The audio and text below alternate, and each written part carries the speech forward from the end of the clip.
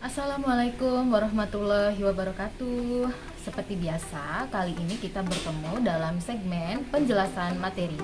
Baiklah, kita sudah masuk bab 2 mengenai tujuan pembangunan ekonomi. Tentu mahasiswa sudah tahu semua dan sudah membaca dari materi Ibu ya, bahwa apa sih tujuan pembangunan ekonomi? Nah, tujuan pembangunan ekonomi suatu negara yaitu demi kesejahteraan hidup rakyatnya. Tetapi yang kita harus pelajari adalah bagaimana cara mencapai tujuan dalam pembangunan ekonomi tersebut agar kesejahteraan hidup dapat tercapai. Silahkan mahasiswa perhatikan gambar di samping berikut ini. Gambar tersebut menjelaskan pencapaian tujuan pembangunan ekonomi, bahwa tujuan dalam pembangunan ekonomi dapat dicapai melalui pengolahan berbagai sumber daya yang tersedia. Pengolahan sumber daya tersebut akan semakin efisien manakala ditopang dengan penguasaan dan pemanfaatan teknologi yang tepat guna sesuai dengan kebutuhan. Pemanfaatan teknologi dalam proses pembangunan tersebut dapat menyebabkan sebuah proses penciptaan nilai tambah dalam perekonomian.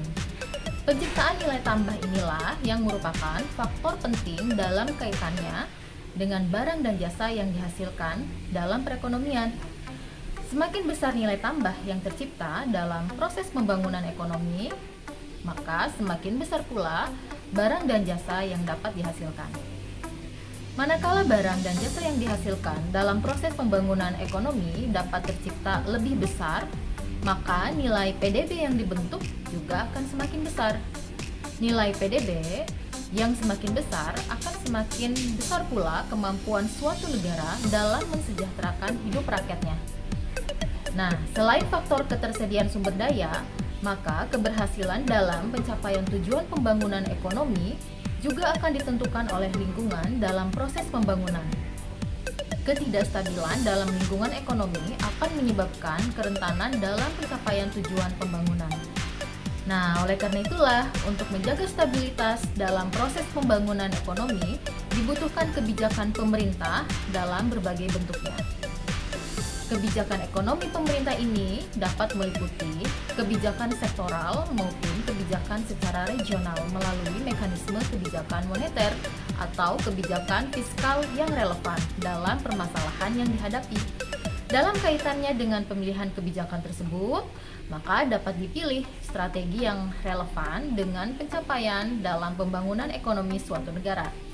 Nah, sekarang untuk tugas individu absen mahasiswa, simak baik-baik ya. Dalam tujuan pencapaian pembangunan ekonomi tersebut, kita dapat dihadapkan pada berbagai persoalan yang ada.